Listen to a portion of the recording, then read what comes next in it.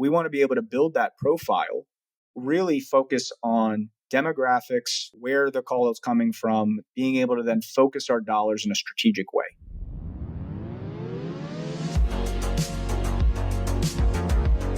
Welcome to Personal Injury Mastermind. I'm your host, Chris Dreyer, founder and CEO of Rankings.io, the legal marketing company the best firms hire when they want the rankings traffic cases other law firm marketing agencies can't deliver. We've just wrapped up the first ever PIM conference, and I want to say a huge thank you to all our incredible speakers and to everyone who came. Seeing this podcast come to life was amazing. Over the next few weeks, we'll have some highlights that I can't wait to share with you. Until then, let's meet today's guest. Forget cookie cutter marketing. Justin Weinstein is taking risks, and it's paying off big time. He's not just throwing darts in the dark, hoping his creative hits the target audience. Justin's using hard data to decode public perception attorneys and to combat it head on. He's leveraging anime-style ads to captivate new audiences and keep their attention. It's a bold move that's yielding impressive results. In just 9 years, Justin's firm, Weinstein Legal Team, has expanded to 3 locations with more on the horizon. Marketing with intention and forging genuine community connections long before people even need legal help. Today, you'll get an inside look at Justin's playbook. Learn how to blend data-driven decisions with creative that pops, stand out in a crowded market, and build a brand that resonates with your community. Here's Justin, founding partner at Weinstein Legal Team. When I got out of college, I was still kind of trying to figure out what I wanted to do with my life. I majored in business. And to kind of market myself a little bit better, distinguish myself, having a law degree, while if I wanted to go to business or wanted to go into law, it seemed like something that opened a lot of doors, a lot of options. So I went with it, and it ended up being the best move I ever made. Yeah, amazing. There's just so many opportunities, so many different paths. You've built an impressive operation, the Weinstein Legal Team across Florida. You know, you first hung your shingle in 2016. What made you make the leap to go out on your own? Yeah, I mean, that's always an interesting decision to make, one where you have to weigh the pros and cons and really weigh your confidence. At that point in time, I had been working for a couple of other firms, both of which were in the PI space. I kind of felt a little shackled with the amount of responsibility, the amount of authority that I had to make decisions. And I talked to a couple of clients, and I was really, really honing in on there are things that are missing from these prior experiences that I've had that I really want to bring to the community. And in order to do that, I kind of had to open my own law firm and really start focusing on those things that I wanted to bring to our community. And that's what ended up happening. Let me lean into that. Can you give some examples of some of those things for the community and just where you felt kind of constrained working at for someone else? Yeah, absolutely. I have a lot of ideas. I'm an ideas guy. As I mentioned, I majored in business, and a lot of times I would bring up certain things that I would suggest in running the company, or what we should do for marketing, or how we should really be hitting boots on the ground and communicating with our communities, understanding kind of what are their pain points, how can we help them a little bit better or provide more of a value add. What ended up happening was I was getting a lot of fear-based responses. It was almost as if I don't really want to go outside the status quo that I'm used to. And if I do that, I might be ruining what I've already built. And so that just didn't align with how I was feeling about how legal resources should really be accessible to the community. I see this a lot. We work with about 130 PI firms now, and I see this a lot from the older school firms that were heavy in TV. They took a risk to do TV 20 years ago, but now things like social and TikTok and all the different strategies that are emerging, it's like they're less, willing to change. And I don't know if that comes from age or, they was really successful doing a certain thing. But yeah, I see that a lot in many of the firms that we work with. I noticed you handle PI and criminal cases. So what made you the decision to structure your firm to work on the 2 practice areas? Tell me about that decision. Yeah, I had a very close friend who was going through his journey as an associate, had similar feelings that I did. Wasn't really being heard, wasn't really being understood by, the partners at his previous firm.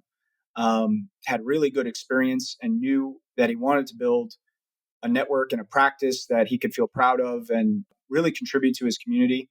And those are factors that we look for. And because I was such a close friend I studied for the bar with this person. My partner is Matthew Shaffrin, and he embodies the same type of feelings that I did when I left.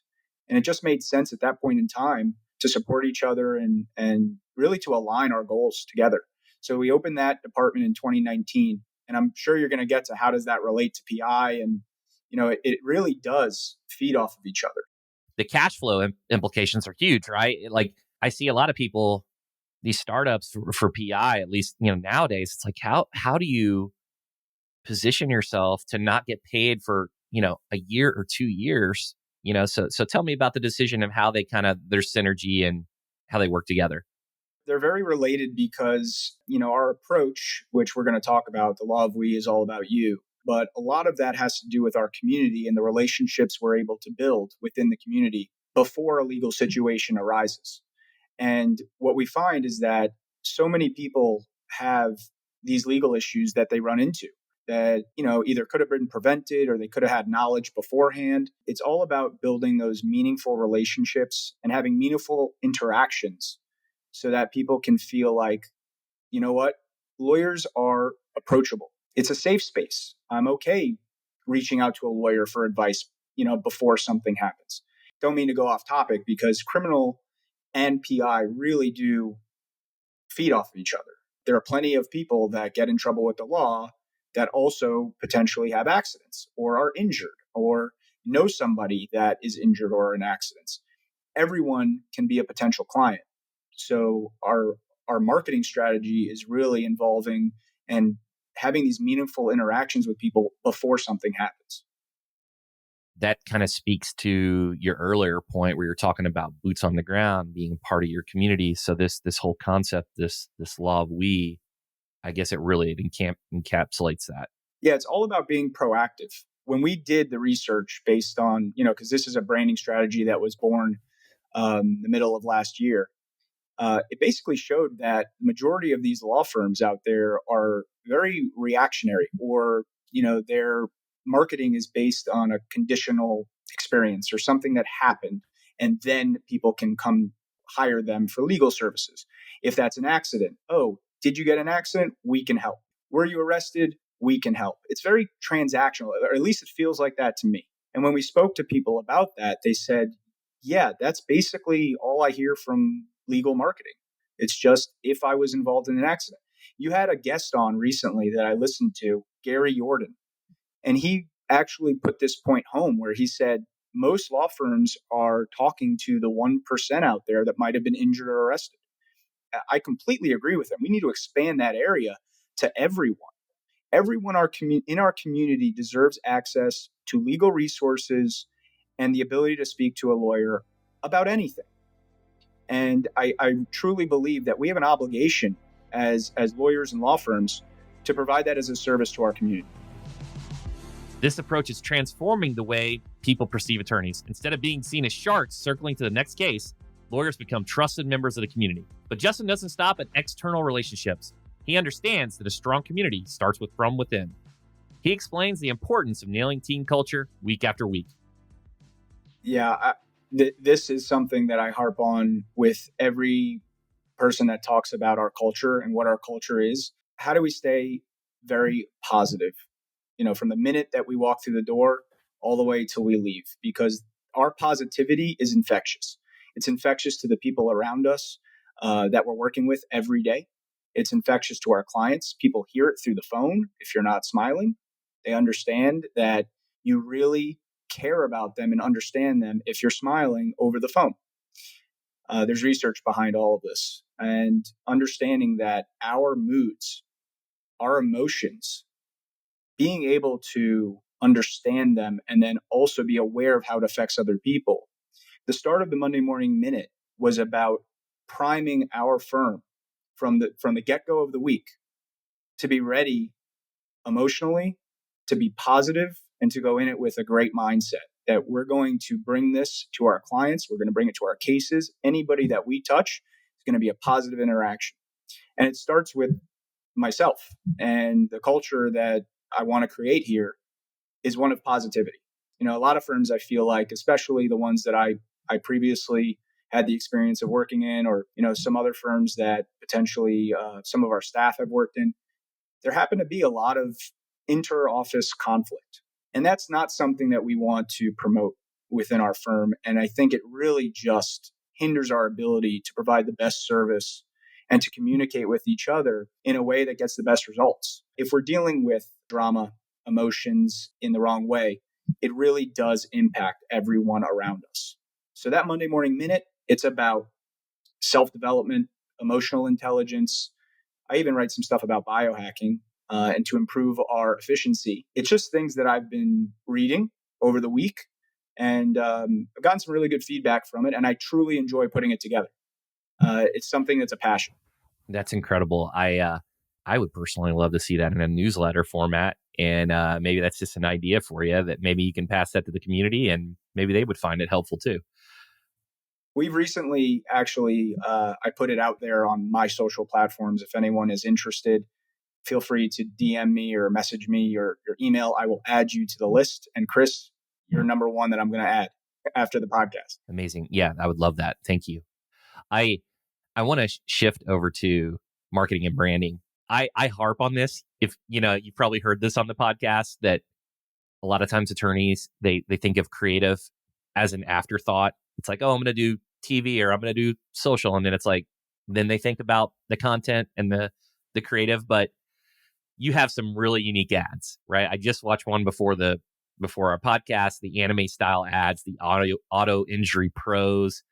So please tell me, like, give our audience the big picture, why you approach this, differently, and just tell me about auto injury pros. Yeah, absolutely. I mean, it starts with an idea of how do we effectively communicate our message while also being entertaining, educational, show a value add, what we're really adding value from our competitors, and make it so it's memorable. Looking at the trends in advertising, we saw some big campaigns when we did some of our research with a lot bigger companies, McDonald's. I remember a Super Bowl commercial a while back that was animation with Acura, the car brand, and some other car brands. But it is really speaking to more of a younger audience, and also is, we find, a medium that is gaining traction with people and being able to captivate them. We all know that people have very short attention spans. Social media is, they're going to have some sort of disease with thumbs at some point because people are just scrolling. And we need an ability to stop people to get our message across. Animation, I feel, is one way that lawyers haven't really tapped into. Is it a risk? Absolutely. But we have to do what we can to separate ourselves, to get our message across. And so I picked animation to start with, as is no one really seems to be doing it. And it seems to be very entertaining and has the ability to have people watch videos all the way through. A lot of our research shows that people are watching it pretty much to the end of a 30-second or 60-second episode. I got to tell you, there's something, I think his name's Chris Walker. I don't love this phrase, but he calls it dark social, where somebody sees something on social media, and then they'll DM their friend, they'll text their friend, or they'll, reshare it, but they call it dark social because us as individuals that create the content don't know that it's occurring, but it's occurring, behind scenes. I watched your video and I sent it to one of the top ad agencies in California, a buddy of mine, Jock Spitzer, that owns Raindrop. He immediately commented, loves the creative, different approach, and just gets it. Within that interaction today just immediately happened. I've heard other individuals say, you got to be one of the top 3 spenders. And I don't know that I agree with that. If you have content that's memorable, you don't need to pound them over the head with a hammer. Tell me about the impact. What's some of the early feedback on this been? I saw your landing page. It's got the anime at the top, but then it has the team at the bottom. Is it converting cases? Is it working to lift the brand and be memorable? Yeah, we started this campaign about 4 months ago, maybe a little over 4 months. So I would say, and a lot of obviously marketing companies say it's in its infancy. You have to continue to push. And as I mentioned before, we're super interested in creating these meaningful relationships before something happens, which all too often doesn't happen with the current marketing that's out there. And so we are seeing a lot of responses, a lot of reposting or sharing with us saying we saw it, it's really cool looking, it got my attention, which is the entire point. The beginning of this marketing journey focused a lot on awareness and getting our name out there because nobody had ever heard of the auto injury pros before. I got the idea some years ago when I saw Ticket Clinic. And I'm going to give them a little plug here because for whatever reason, a lot of PI lawyers like to use their last names. It's just when we got out of law school, let's put my name on the door, and it seems like a little bit of an egocentric approach, but we want to be memorable in a sense of this is what we do. Ticket Clinic has that. They own the ticket space here in Florida. I'm sure in many other states. Maybe, Chris, I'm sure heard it. And Ticket Clinic, a law firm. When you ask people here, they know exactly where to go when they get a ticket. So the concept was, why don't we create a name like that for auto accidents? So the research showed that out of the 5 to 6 to 10 names or so that we had, auto injury pros stood out the most. We're professionals in the auto injury space. You know exactly what we do. And the hope is that continuing our marketing and our episodes, it's going to stick. We're going to create that trust, that safety, that idea that we are approachable to talk to about legal issues before or when they happen. I think it's incredible. I think it's very memorable. I like the pros at the end kind of playing. It's kind of right there on the edge of the superlatives, right? In terms of the conveying expertise. With the trade names, I've heard Florida's more stringent, Texas is more stringent. Is there certain jurisdictions or states, or was this just a nationwide thing that trade names can be used? Can you just maybe educate me a little bit there? Sure. Yeah, you're right. They're a bit more stringent. And from what we've read and talked to the bar about, it's all about making sure that there is no confusion whatsoever with what it is that you do and what firm is handling the cases. And that your main practice is involving the auto injury, personal injury practice of law. Got it. Yeah. And yeah, you're absolutely right. Different jurisdictions have different rules. So before you do this and go out on a journey, if you're listening, thinking about doing something similar, make sure you call your local bar association, get some sort of potential confidential review. That's what we have in Florida. It's a review of what your ethics, dilemma is. And I would definitely suggest doing that. Instinct can only take you so far. The most successful firms are those that harness power of data to drive their decisions. Justin's firm is doing just that with a dedicated data analyst on their in-house marketing team.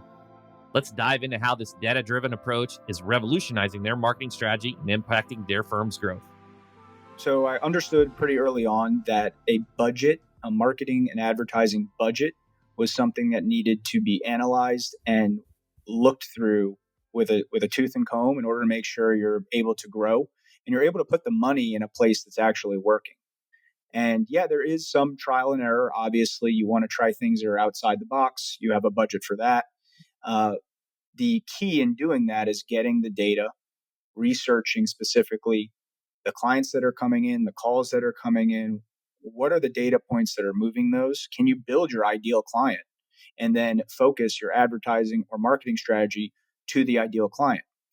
It starts off with saying, based on the law of we and our guiding principle, that everyone deserves legal resources.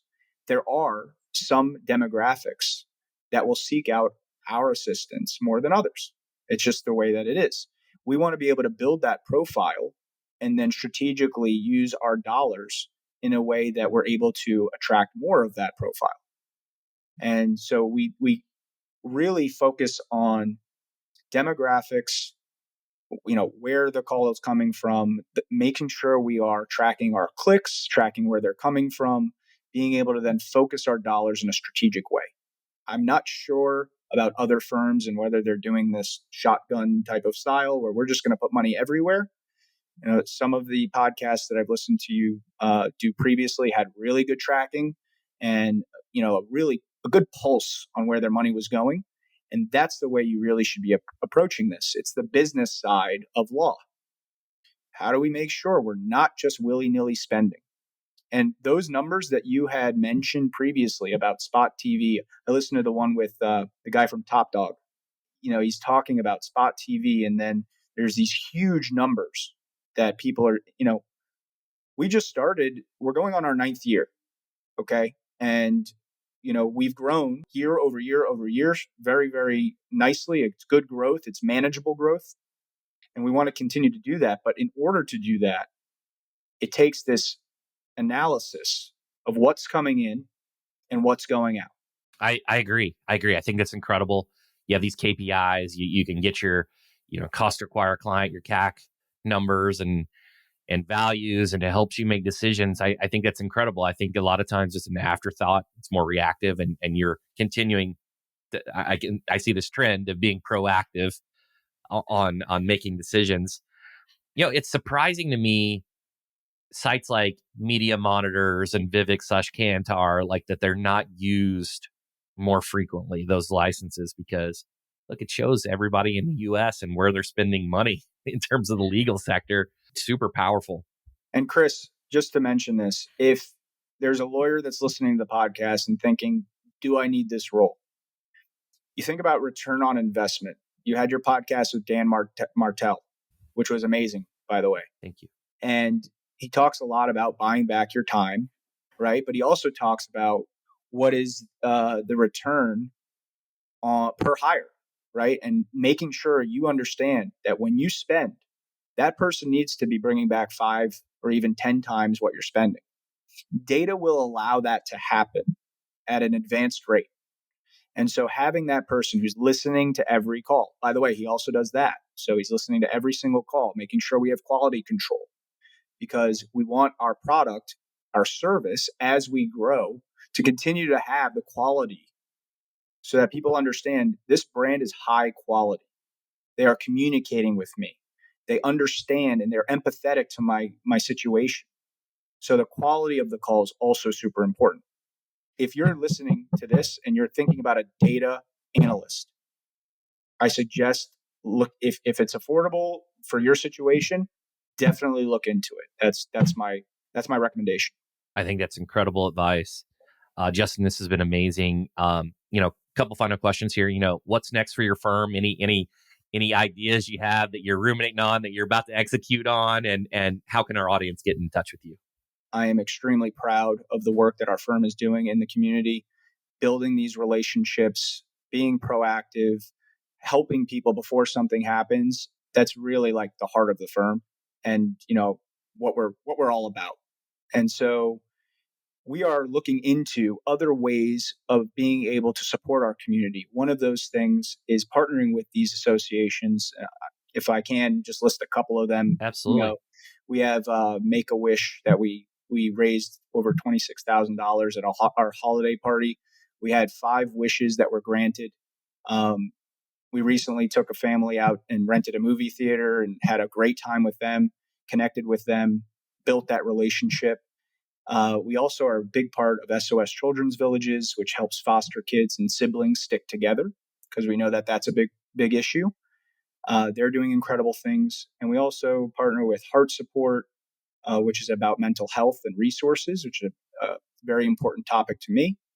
And with all of these, those are just a few, but we're looking into scholarship opportunities with them. So to give people the opportunity to seek potential education opportunities.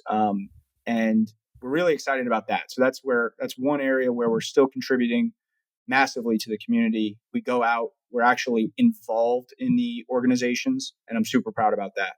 We're also looking into expanding locations within Florida. So right now we have 3 main locations, which would be Fort Lauderdale, West Palm, and Orlando. We're looking into Southwest Florida, the Naples and Fort Myers area. We're also looking in Jacksonville in the Northeast, and eventually over Northwest, which is Tampa and Sarasota, potentially up even further up, and doing everything we can to support the state of Florida, and eventually seeing where things go, maybe nationally. Amazing. Justin, thank you so much for coming on the show. How can our audience get in touch with you?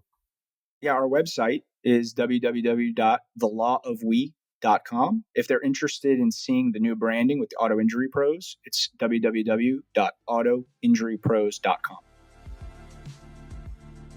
Thanks so much to Justin for all the insights. Let's hit the takeaways. Data-driven decisions. Justin's got a data analyst on his team, and that's money well spent. He's not just throwing cash at random marketing channels and hoping something sticks. He's tracking every call, click, and conversion to figure out where his ideal clients are hanging out. It's like having a GPS for your marketing budget.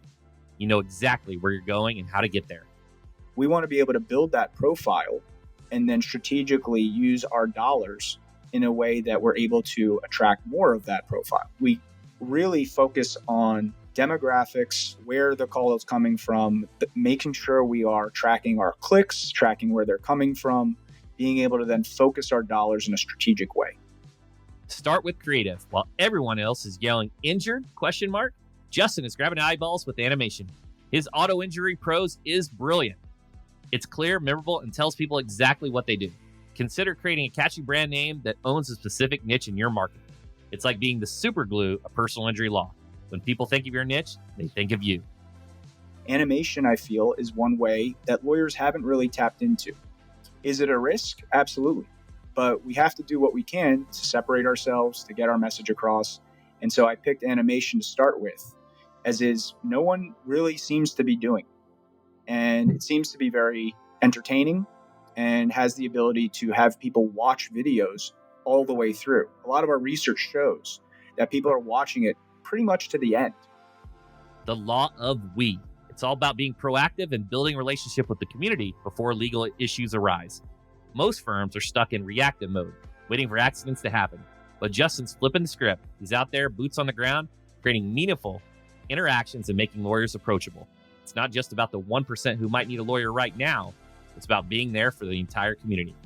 Most law firms are talking to the 1% out there that might have been injured or arrested. We need to expand that area to everyone. And I truly believe that we have an obligation as lawyers and law firms to provide that as a service to our community. Huge thank you to Justin for coming on the show. For more information, check out the show notes. Before you go, do me a solid and smash that follow button to subscribe. I'd sincerely appreciate it, and you won't want to miss out on the next episode of Personal Injury Mastermind with me, Chris Dreyer, founder and CEO of Rankings.io. All right, everybody, thanks for hanging out. See you next time. I'm out.